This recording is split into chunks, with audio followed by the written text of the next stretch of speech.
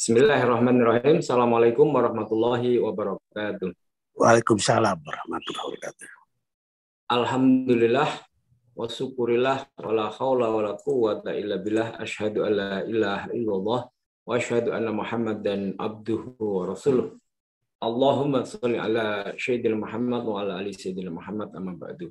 Terima kasih Pak Mangesti, terima kasih para jamaah kajian ekonomi digital Jumat pagi pada hari ini kita tepat ya tanggal 28 Oktober 2002. Hari Sumpah Pemuda. Ini juga tonggak sejarah dari perjalanan bangsa Indonesia yang paling penting karena tanggal 28 Oktober itu menjadi dasar dari penyebutan kata pribumi. Ini bumi putra atau pribumi atau orang Indonesia asli itu tonggaknya sebenarnya 28 Oktober ini. Jadi kalau kita melihat ada banyak diskusi mempertanyakan orang Indonesia asli itu yang mana, orang pribumi itu yang mana,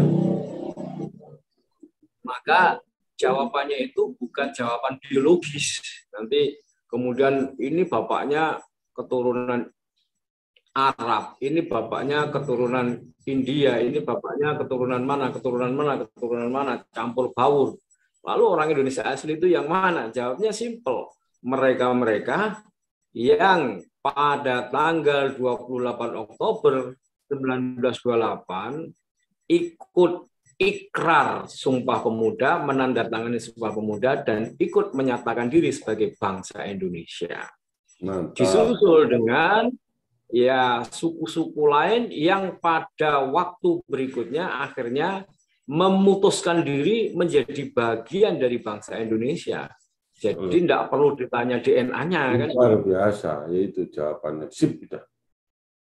Nah, itu konsepsi hukum, jadi konsepsi sejarah. Nah, sehingga kemudian mereka yang disebut sebagai bangsa Indonesia atau orang asli Indonesia yang kemudian ditetapkan menjadi ketetapan hukum di dalam Undang-Undang Dasar 45 itu adalah mereka-mereka yang akhirnya itu menyatakan diri sebagai bagian dari bangsa Indonesia yang lahir pada tanggal 28 Oktober itu.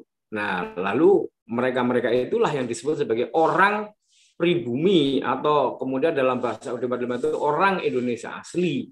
Ada kelompok suku yang menolak, dan dia tidak ingin mengatakan dirinya sebagai bagian dari bangsa Indonesia dan hanya ingin mengatakan bahwa dia hidup di Indonesia dan masih terikat dengan kebangsaan nenek moyangnya, dan itu mereka itu menolak menjadi bagian dari bangsa Indonesia. Dia di Indonesia itu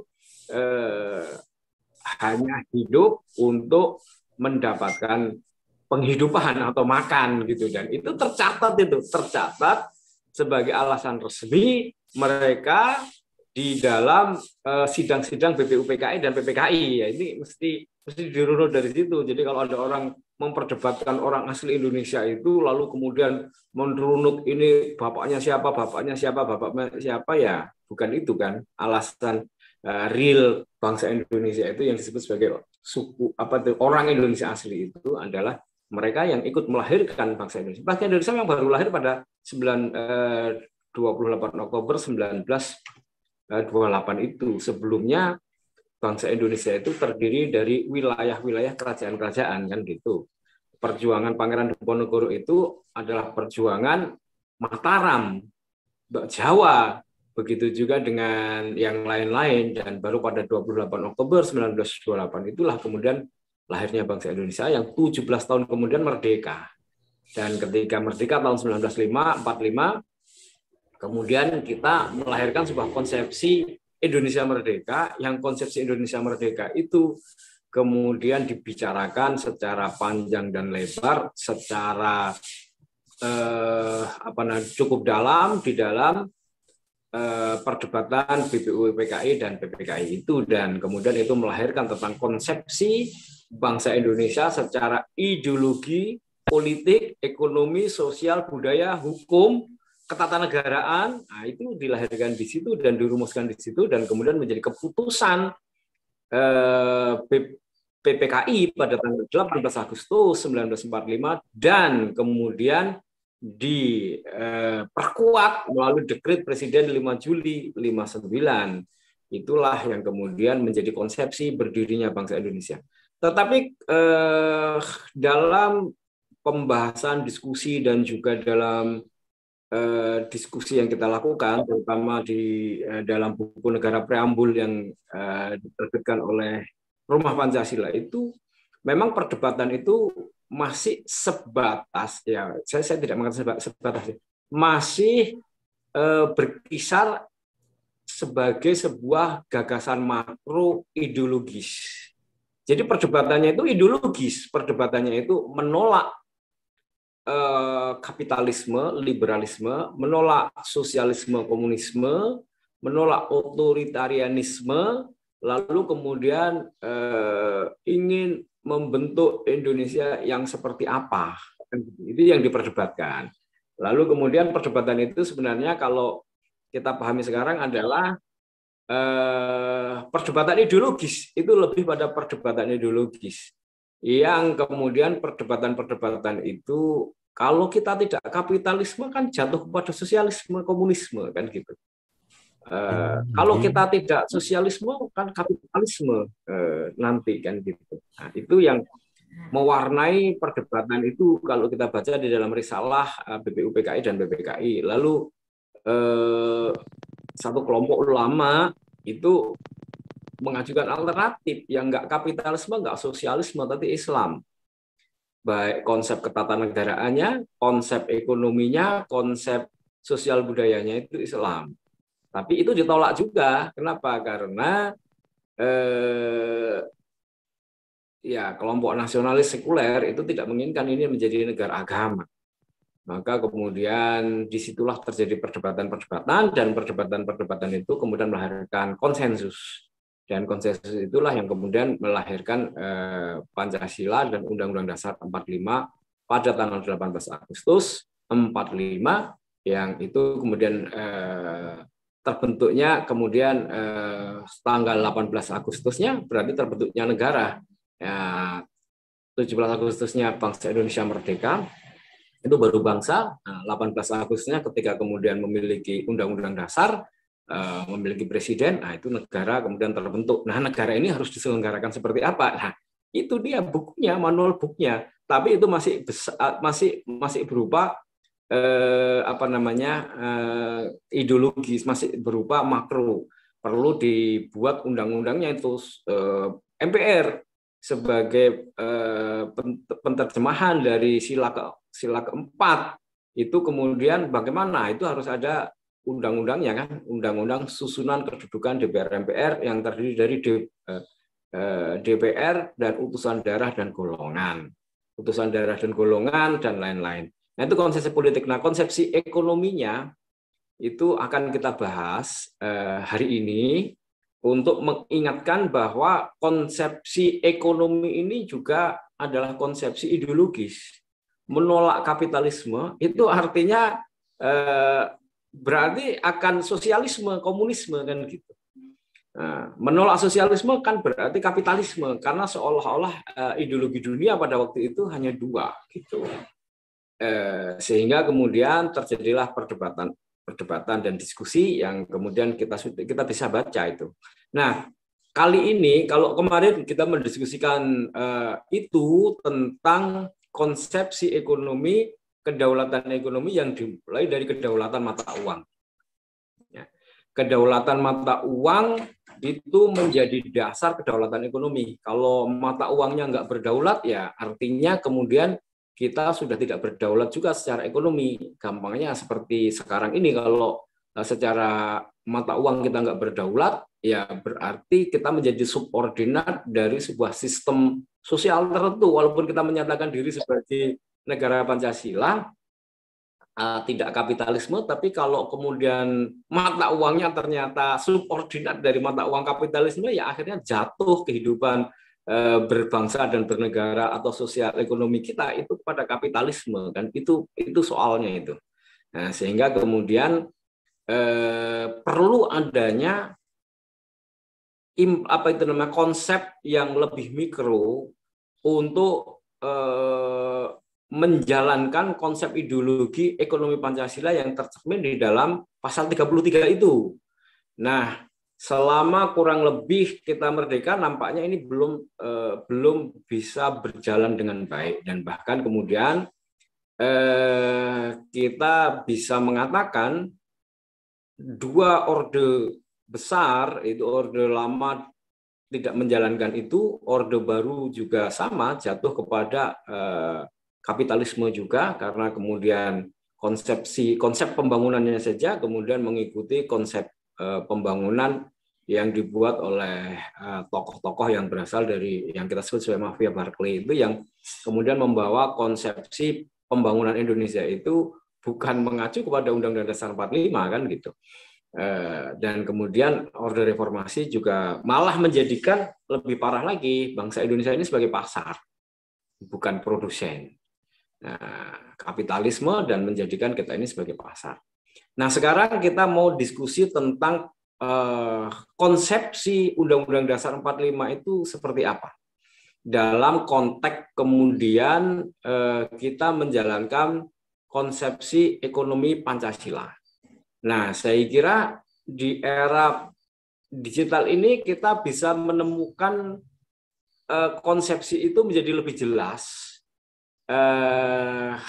dengan membuat platform digital ekonomi Pancasila. Nah, platform digital ekonomi Pancasila ini kita akan diskusikan hari ini itu dari cerminan perdebatan ideologis itu ya. Nah, ini kalau ini gambaran dari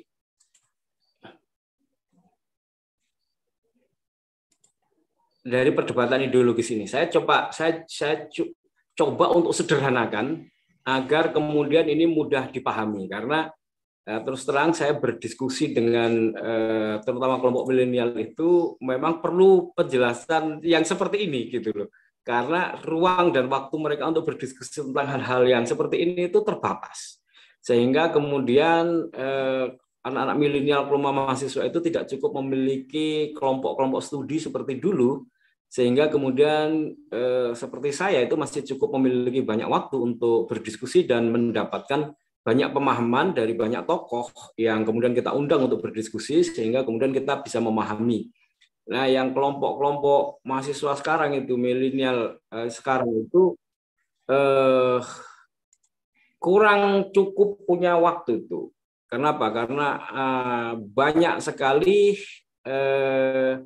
tugas-tugas sekolah, dan kemudian untuk bisa punya waktu diskusi itu sulit sekali, sehingga saya untuk berdiskusi dengan mahasiswa itu harus cari waktu itu malam jam 20 gitu, karena siangnya itu benar-benar penuh, yang ini tugas ini, yang ini macam-macam gitu. Nah, oleh karena itu kemudian saya perlu coba untuk meringkas dalam sebuah gambar tentang konsepsi ideologis dari kapitalisme, sosialisme, komunisme, dan nanti Pancasila itu seperti apa bedanya. Nah, dalam perdebatan para pendiri bangsa itu kita bisa pahami kapitalisme itu adalah sebuah konsepsi ekonomi ya, yang mana kemudian seperti ini dah. Nah, jadi secara kapitalis itu adalah modal dan alat produksi itu terpusat dan dikuasai oleh orang-orang kaya. Jadi kapitalisme itu kan Adam Smith itu ya dengan pengorbanan sekecil-kecilnya mendapatkan keuntungan sebesar-besarnya, dan untuk mendapatkan kesejahteraan maka orang itu harus menguasai modal atau kapital serta alat-alat produksi. Lalu kemudian dengan modal dan kapital dan alat-alat produksi itu maka kemudian bisa menghasilkan efisiensi yang tinggi, yaitu pengeluaran yang sekecil-kecilnya dan mendapatkan keuntungan yang sebesar-besarnya. Dan akhirnya konsepsi kapitalisme itu melahirkan dua kelompok di dalam masyarakat yang kemudian kita sebut sebagai kelompok orang kaya, atau dalam bahasa yang lebih populer itu bourgeois. Lalu kemudian melahirkan orang-orang proletar, yaitu kelompok-kelompok yang kemudian menjadi buruh, yang kemudian menjadi budak, menjadi jongos, menjadi pekerja-pekerja. Nah, kelompok-kelompok yang menjadi pekerja ini pada umumnya dia miskin, karena kemudian kekayaan itu terpusat kepada orang kaya. Posisi negara itu di mana? Posisi negara itu tidak berada di situ, dia regulator. Nah, dia yang akan mengatur orang-orang kaya itu dan pekerja, sehingga kemudian terjadi keseimbangan. Nah, tapi pada prakteknya nggak pernah terjadi keseimbangan, karena negara itu kan kemudian ada namanya eksekutif, legislatif, yudikatif. Nah, supaya orang-orang kaya itu tidak diatur oleh negara, atau bahkan dia bisa mengatur negara, mengatur orang-orang yang mengatur negara itu, maka kemudian kan ada proses yang namanya demokrasi. Demokrasinya perlu modal, perlu uang, sehingga kemudian akhirnya konsep kapitalisme itu ya nggak pernah sempurna. Kenapa? Karena akhirnya negara atau orang yang berada di eksekutif, legislatif, yudikatif itu ketika dia naik perlu modal, dan ketika perlu modal orang kaya yang membantu dia untuk berkampanye, sehingga kemudian pada akhirnya negara itu justru diatur oleh orang-orang kaya itu, ya kan gitu. Termasuk di Amerika kita mengenal ya namanya Presiden Amerika dan para senator itu kan kekuatan lobby Yahudi. Lobby Yahudi, orang-orang Yahudi adalah orang-orang kaya di Amerika, dan ini bukan cerita sekarang aja, itu kan saya kira kita udah cukup tahu.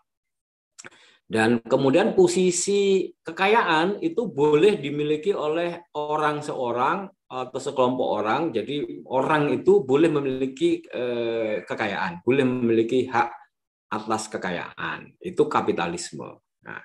Nah, kapitalisme yang melahirkan kemudian kasta di dalam masyarakat, yaitu kelompok bourgeois atau proletar, atau kelompok orang kaya dan kelompok orang miskin. Nah, lalu kemudian negara dikooptasi pada akhirnya oleh orang kaya, maka kemudian muncul antitesa ya. Antitesa dari itu yaitu kemudian Das Kapital. Das Kapital itu kemudian melahirkan konsep ekonomi sosialisme, di mana kemudian kekayaan itu tidak boleh dimiliki oleh orang seorang. Nah, jadi kekayaan itu dimiliki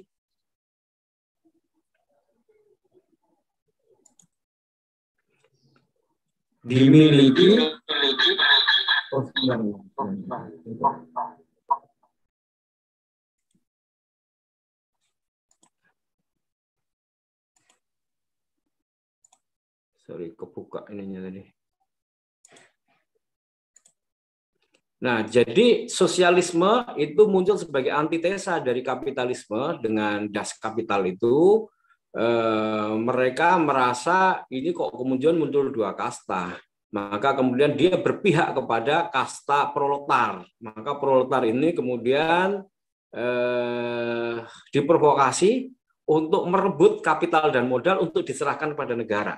Nah, jadi sosialisme itu tidak mengakui adanya hak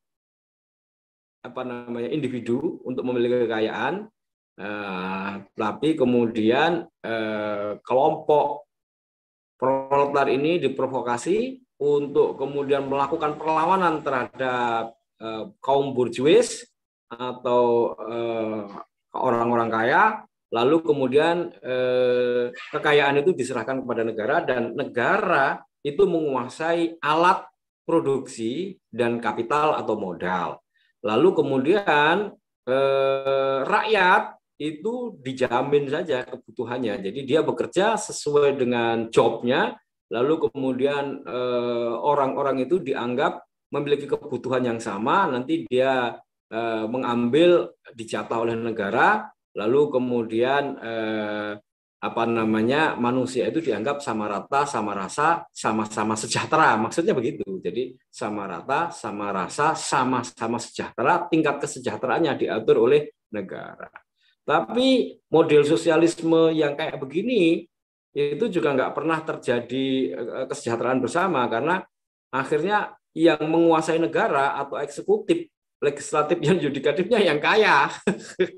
Lalu kemudian rakyatnya yang miskin. Jadi sama rata, sama rasa, sama-sama miskin. Tapi penyelenggara negara sama rata, sama rasa, sama-sama kaya. Nah, yang terjadi.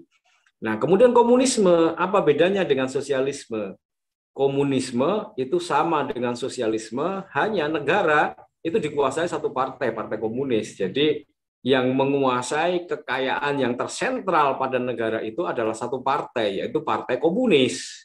Ya, kita lihat di Cina, partai komunis Cina, atau di Korea Utara, partai komunis yang berkuasa di sana dia satu partai. Kalau sosialis itu dia mungkin masih bisa beberapa partai yang kemudian menjadi eksekutif, legislatif, yudikatif. Kalau yang di komunis seperti itu. Dan perbedaannya sosialis dan komunis itu adalah cara mencapainya. Kalau sosialis itu tidak melalui revolusi sosial, kalau komunisme itu melalui pemaksaan dan revolusi sosial, ya, seperti revolusi Bolshevik atau revolusi kebudayaan di Cina dan revolusi yang gagal di Indonesia.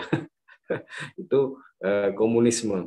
Nah, jadi dua model ekonomi inilah yang ada pada saat Indonesia merdeka. Oleh karena itu para pendiri bangsa menolak model kapitalisme, menolak model sosialisme, menolak komunisme. Lalu apa dong? Kan gitu. Lalu apa? Nah, lalu kemudian ya kita bisa lihat tercermin di dalam perdebatan itu adalah pasal 33 itu. Pasal 33 itu intinya mengatakan bahwa ayat satunya itu ekonomi disusun sebagai usaha bersama berdasar atas asas kekeluargaan. Sehingga kemudian maksudnya adalah modal dan alat produksi itu bisa dimiliki oleh orang seorang atau kelompok masyarakat, kan gitu. Nah, tapi tidak boleh dimiliki terpusat kepada orang seorang. Jadi dia harus dimiliki oleh sekelompok orang. Maka kemudian disebut di dalam penjelasan itu bangun ekonomi yang paling sesuai dengan ini adalah koperasi. Jadi artinya koperasi itu sebagai lembaga ekonomi, dia didirikan secara bersama, lalu kepemilikan modal dan alat produksinya dimiliki oleh anggota koperasi. Jadi dimiliki bersama. Nah, gitu. Lalu kemudian yang lebih penting lagi, cabang-cabang produksi itu dikuasai oleh negara dan yang menguasai hajat hidup orang banyak itu dikuasai oleh negara. Seperti sosialis kadangnya. Nah, jadi orang mengatakan ini kompromi antara sosialis dan kemudian kapitalis. Yang pertama itu mengakui hak milik. Jadi mengakui hak milik, tetapi hak milik itu dimiliki secara bersama, modal dan kapital. Nah, tapi kemudian di dalam modal dan kapital itu tidak boleh modal dan kapital itu menguasai hajat hidup orang banyak. Maka kemudian pada ayat 2-nya itu kalau modal dan kapital itu kemudian menguasai hajat hidup orang banyak, itu harus dikuasai oleh negara. Ya, seperti misalnya bank itu kan menguasai hajat hidup orang banyak, kan gitu, itu dikuasai oleh negara. Lalu kemudian yang ayat 3-nya itu bumi dan air dan kekayaan alam yang terkandung di dalamnya dikuasai oleh negara dan dipergunakan sebesar-besarnya untuk kemakmuran rakyat. Nah, itu yang kemudian kita terjemahkan kemarin itu adalah ini bisa digunakan sebagai dasar untuk mencetak mata uang yang kemudian kita pahami sekarang ini sebagai people money, ya, people money. Nah, karena uang kan ada gold money. Kalau gold money itu berarti ya emas itu jumlahnya langka. Maka kemudian kan pemerintah itu government money itu akhirnya membuat mata uang kertas dan kemudian dia mencetak uang melampaui emas. Dan itu kemudian terciptalah satu sistem yang sekarang kita berada di dalamnya itu, di mana pusat keuangan dunia itu ada di the Fed kemudian dikuasai ternyata hanya sekelompok orang, jadi itu murni masih kapitalis. Nah, kalau kemudian di dalam Undang-Undang Dasar 45 itu sekarang terjelaskan dalam sistem ekonomi digital, di mana kemudian muncul yang namanya people money. Jadi community itu bisa membuat mata uang yang berlaku di dalam komunitinya saja. Nah, lalu kemudian terciptalah yang kita lihat sekarang itu uang yang seperti itu, seperti uang cryptocurrency, dan itu sudah banyak. Pertama kali Bitcoin, kemudian muncul Ethereum, kemudian muncul Ripple, kemudian muncul Dogecoin, dan sekarang itu sudah ada ratusan people money itu. Ini nggak bisa ditolak lagi, nggak bisa kita bilang nggak ada. Itu ada, berlaku dan berjalan kan gitu. Nah, tapi masalahnya cryptocurrency itu adalah konteks people money, dia tidak memiliki underlying sehingga kemudian mata uang itu menjadi istilahnya naik turun, volatil, atau kemudian nilainya itu tidak bisa dijadikan sebagai patokan, padahal dalam konteks syariah mata uang itu justru dijadikan sebagai patokan, bukan dia yang naik turun. Maka kemudian kita bisa membuat konsepsi people money, tapi kemudian underlying-nya adalah aset berharga. Aset berharga itu yang kemudian kita ambil dari pasal 33 itu bumi dan air dan kekayaan alam yang terkandung di dalamnya, itu kemudian bisa dijadikan sebagai underlying. Maka kemudian bagi bangsa Indonesia, itu kemudian kita bisa menggunakan people money, dan kemudian kita bisa memutar ekonomi itu dengan menggunakan people money yang kita buat itu. Karena untuk antar negara itu tetap menggunakan mata uang rupiah, dolar, dan lain sebagainya.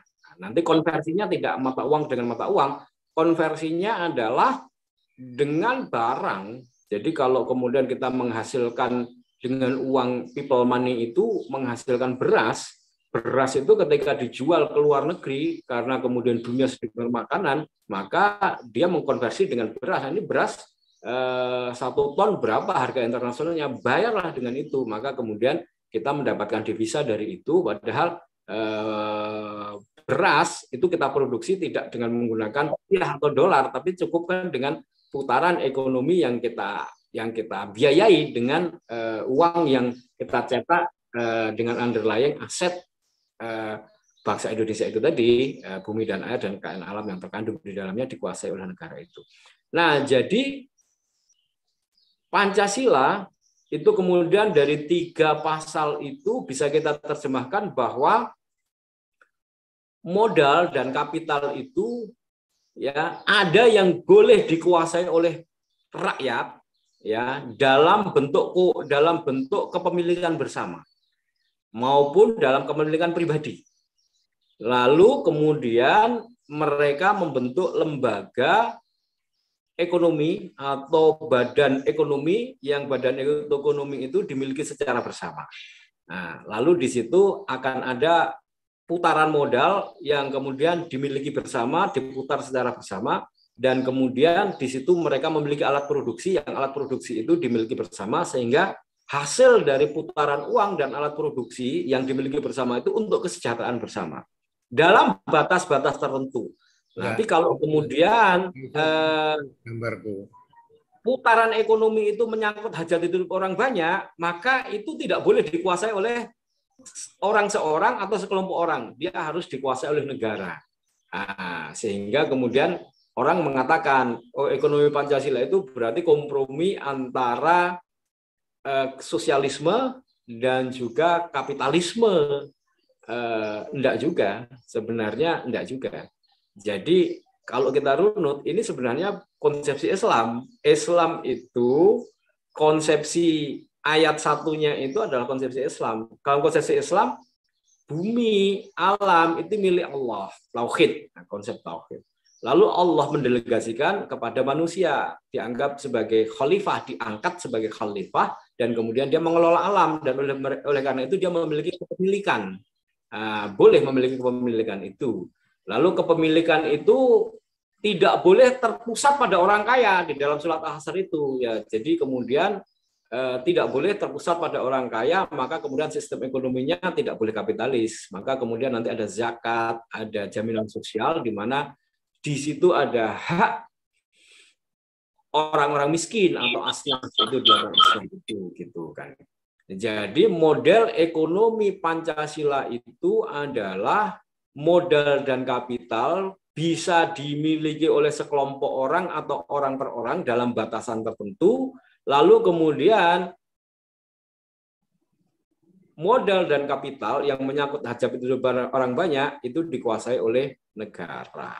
Nah, negara itu kemudian diatur melalui sistem syuro, kan gitu. Nah, oke, nah sekarang bentuk ekonomi platform digital ekonomi Pancasilanya seperti apa? Nah, platform ekonomi Pancasilanya adalah kita menerjemahkan alat produksi dalam platform digital Pancasila itu adalah platform digital itu. Lalu kemudian modal itu adalah sekumpulan uang yang dimiliki oleh masyarakat dan dikumpulkan dalam lembaga keuangan itu. Nah, kalau modal itu kemudian kita taruh di bank, maka uang itu terkumpul di bank. Maka pemilik bank itulah yang kemudian memiliki modal itu terkumpul. Karena uang yang nganggur di dalam bank itu akhirnya kan diputar. Siapa yang memutar? Ya pemilik bank kan akhirnya, owner bank itu, dan itulah yang kemudian menciptakan kesenjangan juga. Karena kemudian ternyata bank tidak hanya dimiliki negara, swasta boleh. Nah, lalu sekarang bagaimana dalam konsep ekonomi Pancasila? Konsep ekonomi Pancasila di digital itu kemudian kita konsepkan sebagai ya yang dalam konteks saya itu saya sebut sebagai GENI itu, Gerakan Ekonomi Indonesia. Di situ platform digital terdiri dari dimiliki oleh komunitas.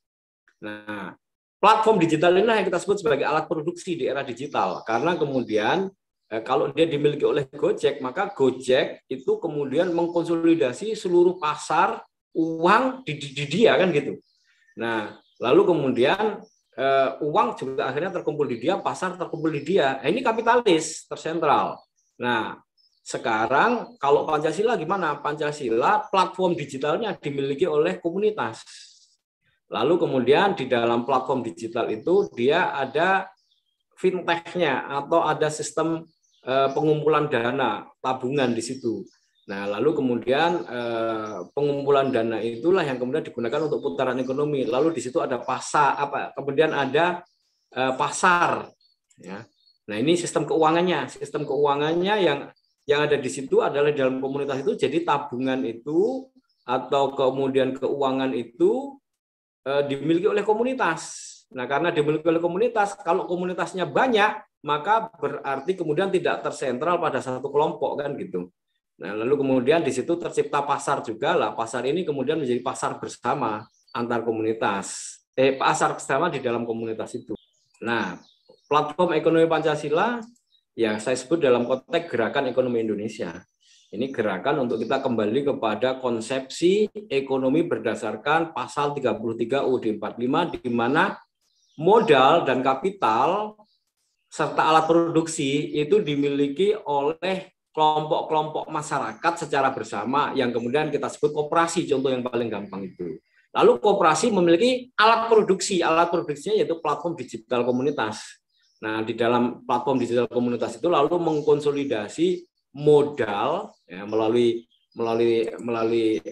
simpanan sukarela itu, simpanan pokok, simpanan wajib, dan simpanan sukarela itu, lalu kemudian terkumpul di dalam lembaga keuangan di milik komunitas itu, lalu ini bisa digunakan untuk putaran. Nah, itu nanti kita bicara mikro. Lalu kemudian di situ juga ada akses pasar, di mana kemudian di dalam komunitas itu mereka memiliki pasar lokal, yang pasar lokal itu mereka bisa berjualan sesama mereka di situ.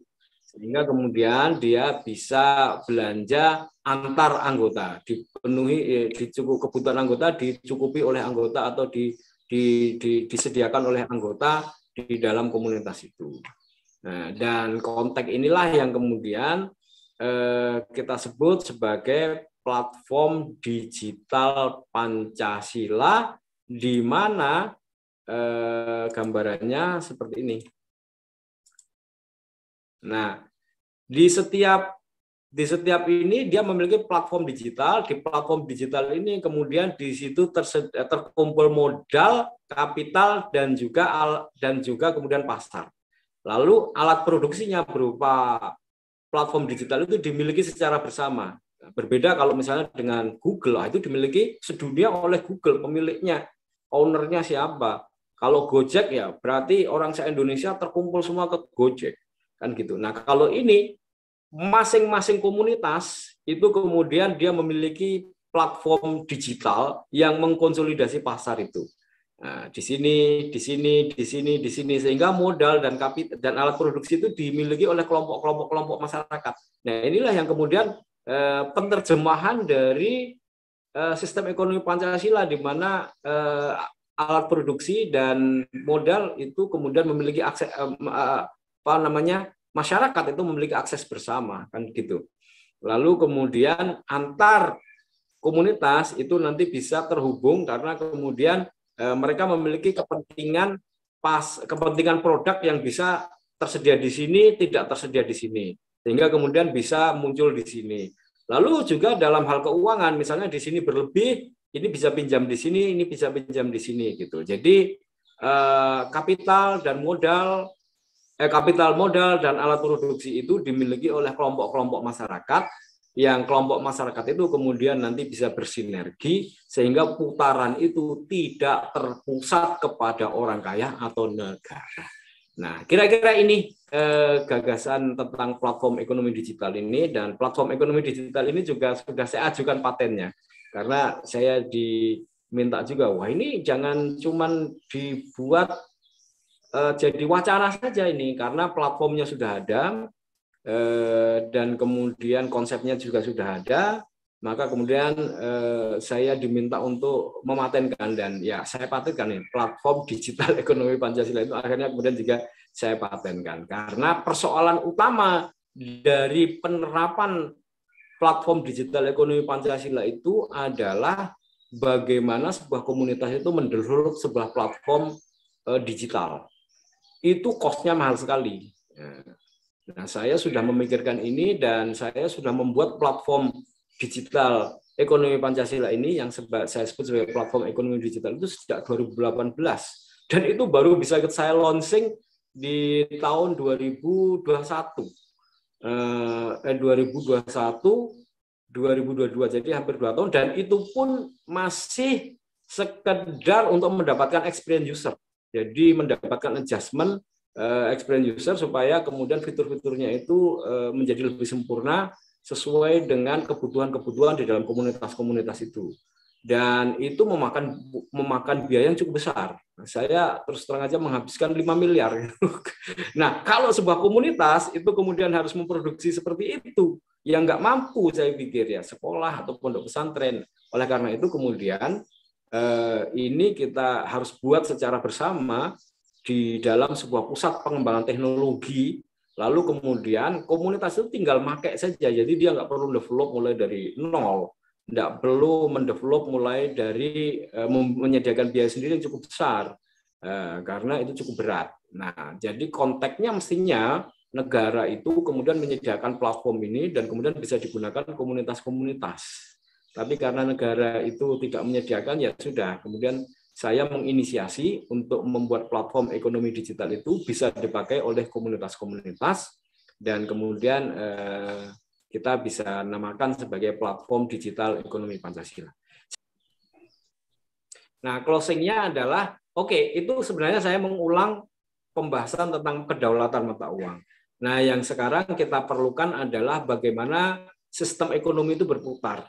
Nah, sistem ekonomi berputar itu pada prinsipnya adalah ada sistem ekonomi kapitalis yang terpusat kekayaan kepada pemilik modal atau orang kaya, lalu sosialis itu kepada negara, lalu rakyat itu tidak punya hak milik, lalu kemudian itu diatur oleh negara, dari rakyat itu dianggap sebagai malaikat itu. Kamu punya kebutuhan apa itu diatur oleh negara, dijamin oleh negara, sama rata, sama rasa, sama-sama sejahtera, tapi kenyataannya sama rata, sama rasa, sama-sama miskinnya. Itu yang terjadi di Korea Utara dan negara-negara komunis yang lainnya, yang kaya raya itu adalah pejabatnya atau presidennya atau eksekutif dan juga mereka yang mengurus negara. Lalu di komunis itu sama seperti sosialis, tapi kemudian negara itu dikuasai satu partai komunis.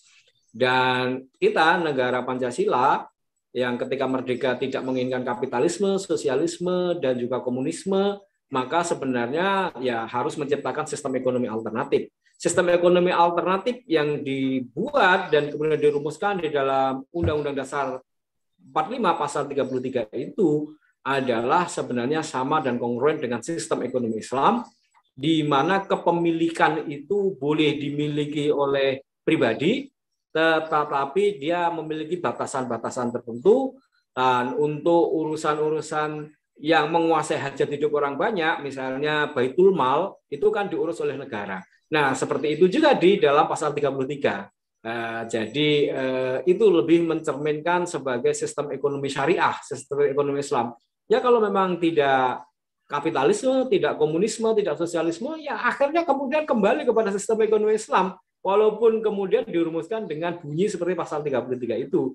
Dan kemudian platform digital ekonominya itu bisa kita buat supaya kemudian modal dan kapital serta alat produksi itu dimiliki secara bersama-sama oleh kelompok-kelompok masyarakat, dan kemudian ekonomi itu bisa berputar dengan baik. Saya kira itu Pak Mengisti apa yang bisa kita sampaikan di hari Sumpah Pemuda itu, mengingat lahirnya bangsa Indonesia dan cita-cita bagaimana Indonesia merdeka itu bisa hidup sejahtera dengan manfaat, dengan berkah ya kekayaan bangsa Indonesia yang luar biasa itu. Tinggal menunggu pemimpin yang amanah, pemimpin yang berani keluar dari sistem kapitalisme yang sudah kita tolak secara bersama-sama waktu Indonesia merdeka, dan kemudian kita kembali kepada sistem yang sama-sama kita sepakati tertulis secara hukum. Lalu kemudian kita lanjutkan itu dengan membuat konsep-konsep implementasinya dalam tataran mikro, sehingga kemudian bisa dilaksanakan. Terutama di era digital ini, kita memerlukan sebuah platform digital ekonomi Pancasila yang bisa kita gunakan untuk memutar ekonomi sesuai dengan prinsip-prinsip ekonomi Pancasila. Terima kasih. Assalamualaikum warahmatullahi wabarakatuh.